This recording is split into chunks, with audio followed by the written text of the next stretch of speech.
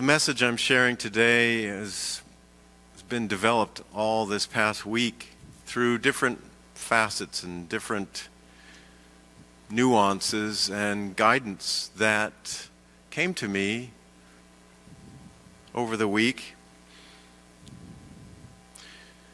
The first is a depiction of a man and a sheep, a lamb, that used to be up here on the wall that has been relocated in the building due to the video monitors that we have now. It's up on between the first and second floor.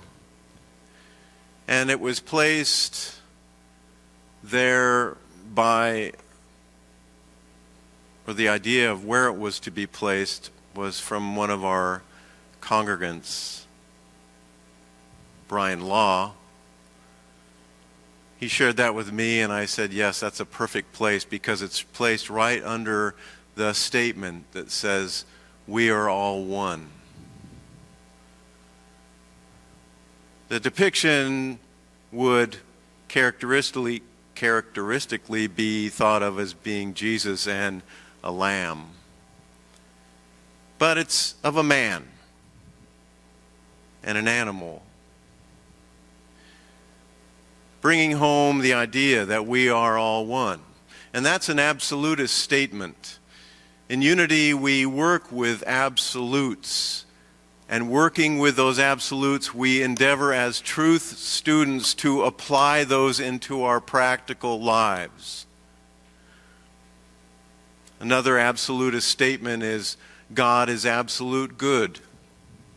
We hold that our Creator has a total, positive, unconditional charge of absolute good for our lives, and that you and I are essentially good by nature because we were created by a God that is absolute good. And another basic principle that we have in this work is that it's called the law of mind action. That what we hold in mind reproduces after its kind.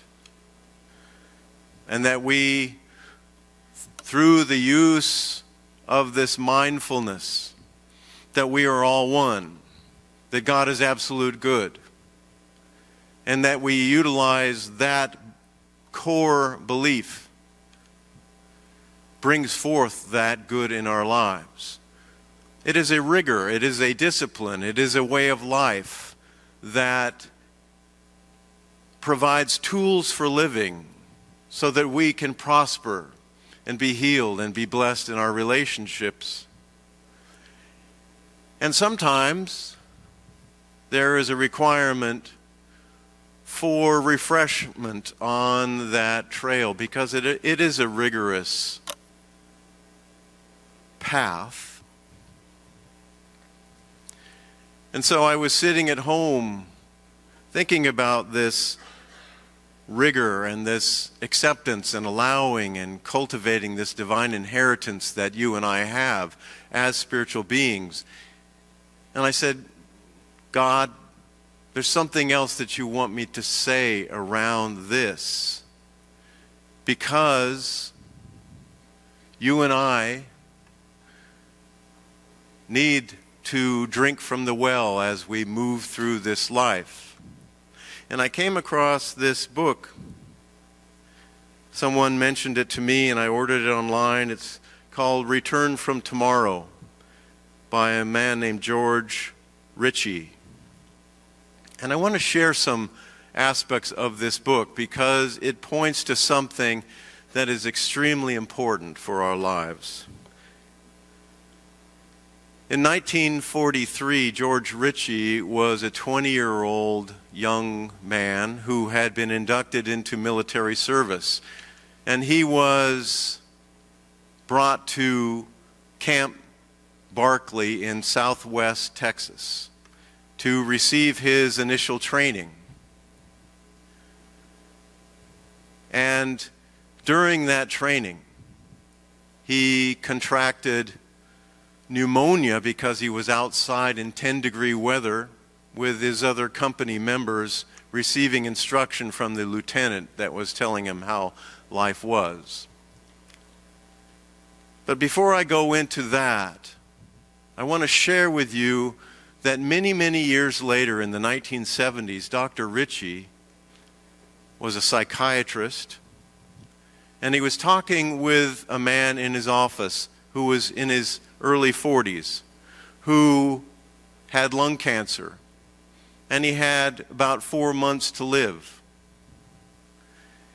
This man was bitter and very angry with his life and how it turned out, and that from one turn to the next, he had been victimized in his mind about his life. And Dr. Ritchie said, and Dr. Ritchie was a very, very faith-filled man, but he knew that if he talked to this man, that the man was so bitter that he would not accept what he was saying. And so Dr. Ritchie said, I want to tell you a story. And he proceeded to tell the story of being at Camp Ritchie, or at Camp Barkley in Southwest Texas. And that he was, after his training, was going to go and receive medical training in Richmond, Virginia, to become a doctor, because at that time during the Second World War there was a big need for doctors. But sitting out in the cold 10-degree weather in Southwest Texas, he got pneumonia. And he had an experience that I want to share with you today. He had what might be called a near-death experience.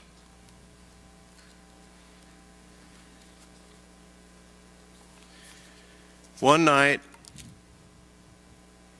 he sat up in his bed, and he looked back on the bed and saw a young man lying there. And he recognized that it was himself. And he said, how could this be? And then as he was sitting there at bedside, he started to perceive a light in the room. And it grew in brilliance.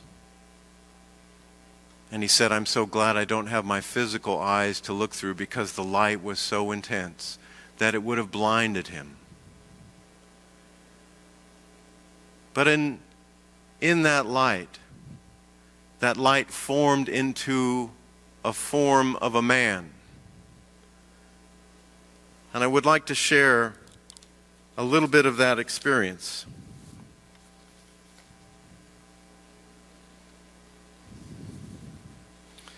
First of all, he said, I clawed at the sheet trying to draw it back, trying to uncover the figure in the bed, and all my efforts did not even stir a breeze in the silent little room. I sank down on the bed. Was this what death was? This separation of one part of a person from the rest of him? I wasn't sure when the light in the room began to change. I stared in astonishment as the brightness increased, coming from nowhere, seeming to shine everywhere at once. He came. He would be too bright to look at, for now I saw that it was not light but a man who had entered the room, or rather a man made of light. Internally, I felt a voice that said, stand up. The words came from inside me. I got to my feet, and as I did, came the stupendous certainty, you are in the presence of the Son of God. But this was not the Jesus of my Sunday school books. That Jesus was gentle, kind, understanding, and probably a little bit of a weakling. This person was power itself, older than time, and yet more modern than anyone I had ever met. Above all, with that same mysterious inner certainty, I knew that this man loved me. An astonishing love, a love beyond my wildest imagining. This love knew every unlovable thing about me, the quarrels with my stepmother, my explosive temper, the sexual thoughts I could never control, every mean, selfish thought and action since the day I was born, and accepted and loved me just the same. When I say he knew everything about me, this was simply an observable fact, for into that room, along with his radiant presence, simultaneously, though in telling about it, I have to describe them one by one, had also entered every single episode of my entire life. Everything that had ever happened to me was simply there in full view, contemporary and current, all seemingly taking place at that moment. How is this possible? I did not know. The little one-bed room was still visible, but it no longer confined us. Instead, on all sides of us was what I could only think of was a kind of an enormous mural. And many of these figures seemed to be me. Transfixed, I stared at myself standing at the blackboard in a third-grade spelling class and receiving my Eagle badge in front of my scout troop. I saw myself, a tiny 2.5-pound infant, panting for breath in an incubator, and I saw myself lifted by cesarean section from the womb of the ill and dying young woman whom I had never laid eyes on before. Along with cheerful scenes were miserable ones. I watched myself getting beaten up by the boy, that boy, watched my humiliation as my sister hurried from the house to fight my battles for me. I saw myself crying as Dad said goodbye for a month, his job ever taking me away. There were other scenes, hundreds, thousands, all illuminated by that searing light in an existence where time seemed to have ceased. And there were episodes from my high school years, dates, chemistry exams, running the fastest mile in our school. I saw my graduation day, saw myself entering the University of Richmond. Every detail of 20 years of living was there to be looked at. And with this all-inclusive view came a question. It was implicit in every scene, and like the scenes themselves seemed to proceed from the living light beside me. What did you do with your life? What did you do with your life? It was obviously not a question in the sense that he was seeking information. For what I had done with my life was in plain view. In any case, this total recalling, detailed and perfect, came from him, not me. What did you do with your life? As a 20-year-old, I hadn't lived much, but I weakly offered. I became an Eagle Scout. And the voice, the message from the present said, that glorified you. Unconditional love.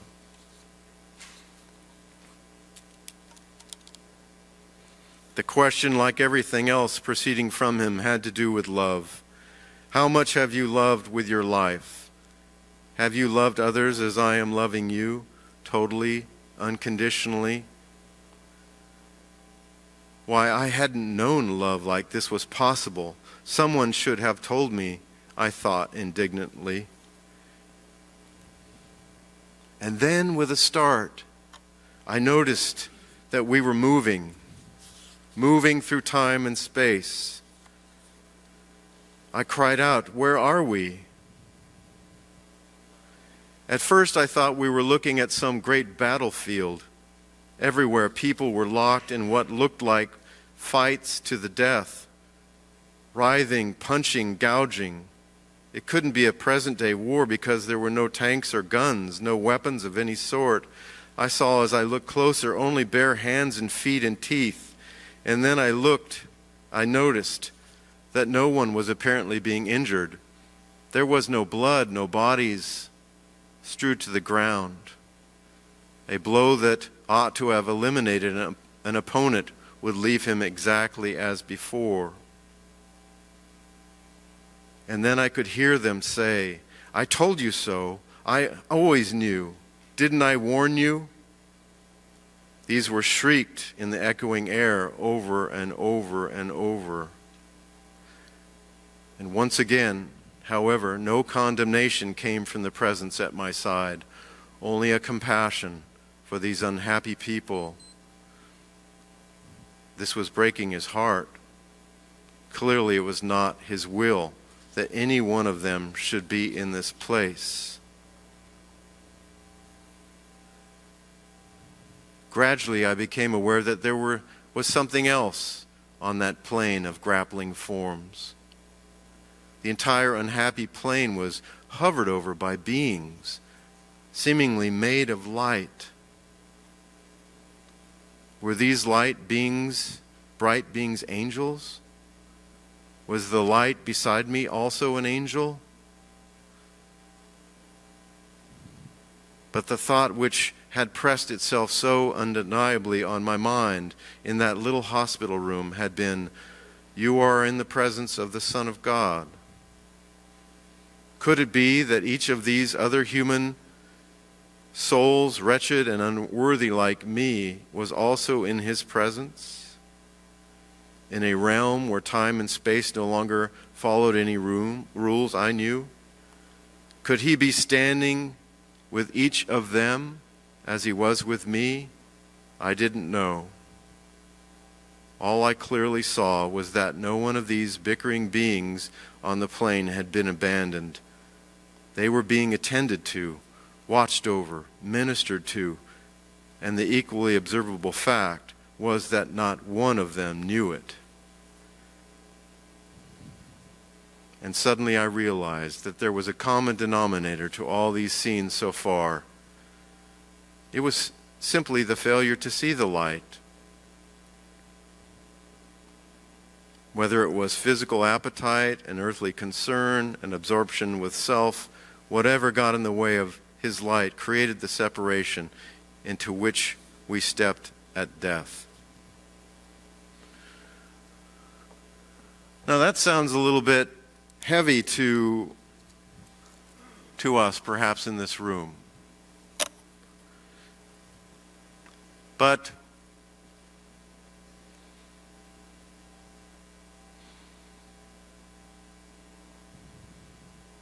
I'd like to deal with conversations that are pertaining to life and to greater life after this one.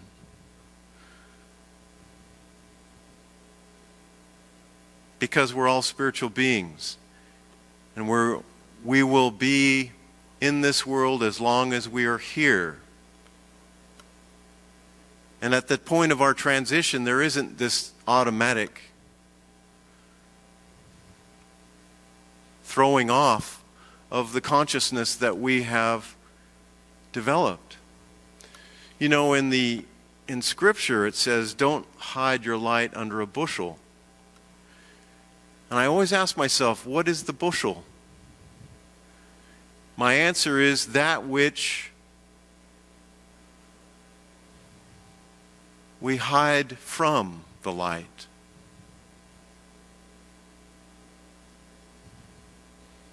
And that the answer here is about forgiveness. That the people, the souls on that plane of existence, wherever that is, we're not in a place yet for themselves to accept the unconditional love that is there for us. And that is where the truth principles that are taught within unity and other faith traditions are so powerfully important. That through forgiveness and through practicing the presence of God, there is a releasing of any kind of energy or thought forms that we have against ourselves or somebody else. It's a transformational process.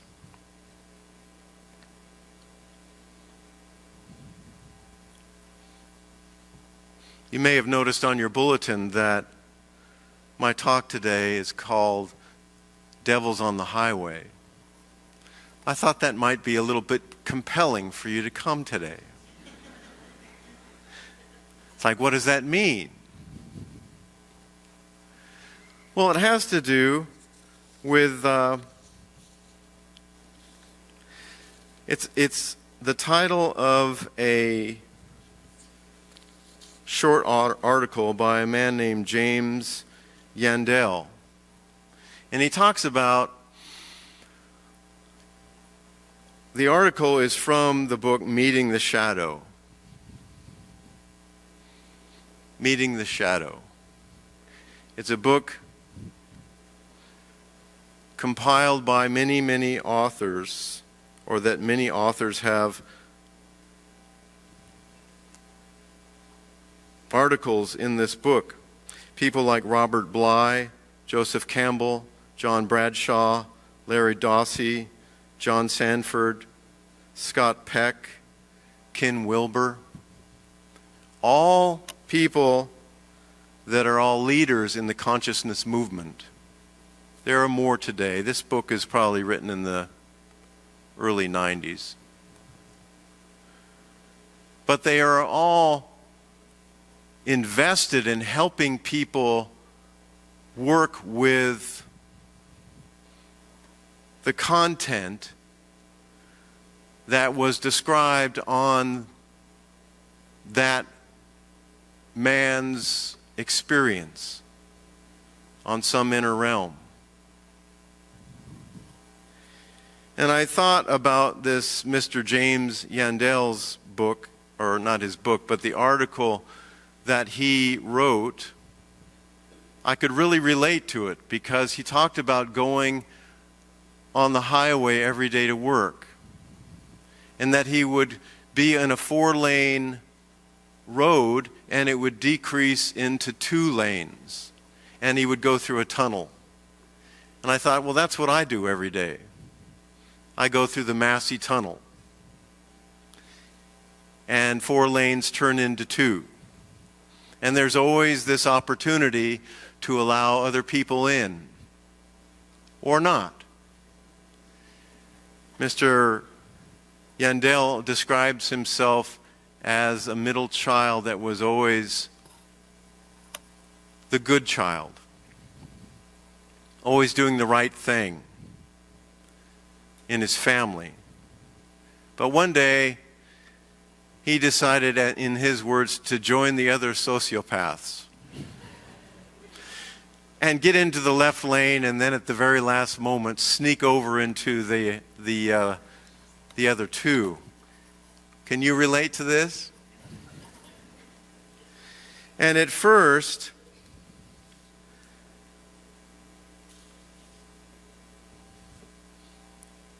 he really felt empowered by that.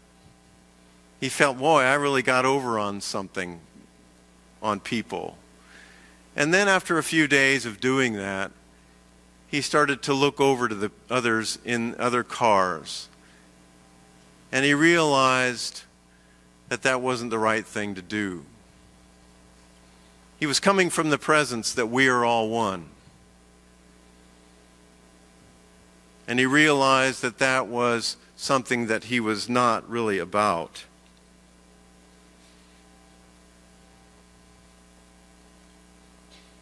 One of the contributors in this book, Dr. Carl Jung, also stated, in terms of spiritual growth, one does not become enlightened by imagining figures of light, but by making the darkness conscious. So you and I are bringing light to our own unhealed aspects of self.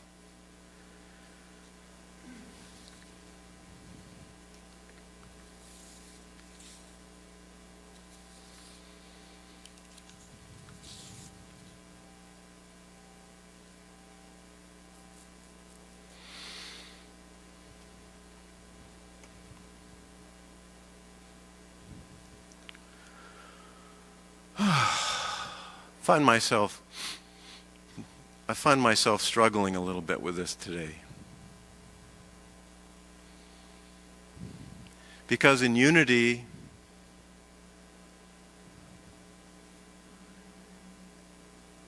truth teachings, we don't necessarily go into this kind of examination of the unhealed aspects of our consciousness. We don't go into the after this life experience. In the unity format, it's mostly about, well, we go to greater good, which is true. But the struggle is about becoming whole. That you and I can have love and light attitude because of the law of mind action. We desire to have a manifestation of higher good in our lives. And there is also the unhealed aspects of our consciousness, and this is what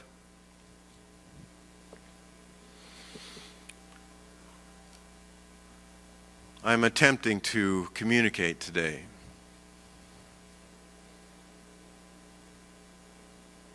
Because I work with it all the time in my own life. This last Wednesday morning, very early, around 5 a.m., I was sitting having tea, watching the fire in the fireplace, and I was very, very acutely aware that I was at a choice point in every moment of my life. To choose the voice in the head, as I spoke to last Sunday,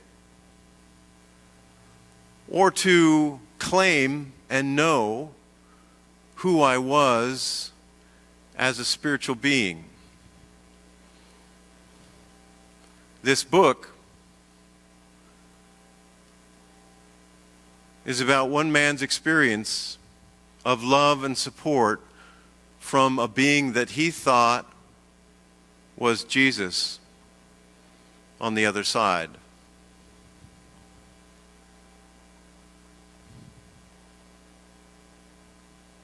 But I guess the point that I want to make is that we have this support all the time. The support of the light is always with us. It knows us. And we are always at a choice point to claim the higher good, the absolute good, the truth that we are all one, or to stay within the cycle of repetitive negativity. And I want to share with you what happened on Wednesday morning when I was making that choice. I said, no, I choose the light. I don't choose negativity. I choose my birthright. I choose my divine inheritance as a son of God. Because everybody in this audience right now is a son or daughter of God. And we have these patterns within our consciousness that would entertain that we're not. And that on a soul level, we constantly are in choice. Who is it that we actually are? What is the light within me? Can I choose that light at any moment? Or do I choose to fall prey to that which I'm not in truth? Dr. Ritchie, in the very last months of this man's life in his office, told his story. And the man would not have accepted a lecture about accepting God into his life before he made his transition. But he did accept this story. And he, in the last months of his life, was changed. He was transformed. Before his physical transition, he was at peace, something he had never experienced his whole life. He made a choice. And I'm not up here to lecture you about your faith. You have your own path. I'm not up here to lecture you in being a good person. You're past all that. You've already made those choices. But this is about divine remembrance, that we are the light of the world. And through claiming that, through knowing that, through being it, our lives will transform in a way that we have not even imagined. This is our divine destiny, to step into this truth of being. The Daily Word said, I believe. This is beyond belief. This is about owning the truth of what we are and living it in accord with our own timing and our own way, our own graciousness.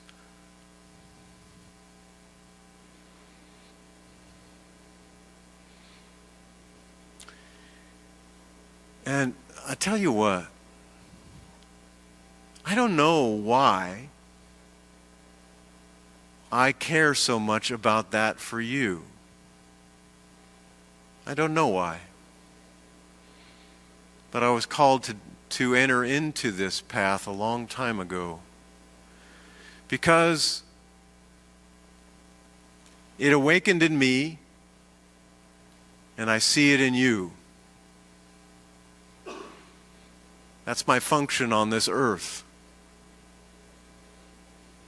to awaken and to call it forth in you. And I may not do it perfectly every week. Oh well. But I really do want you to know that I do behold the Christ in you. The highest, the best, the divine love,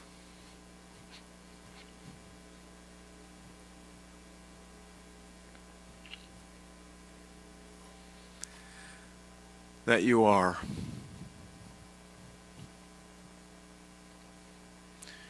What I lack in oration today comes from my own process, but what is in my heart I hope you know.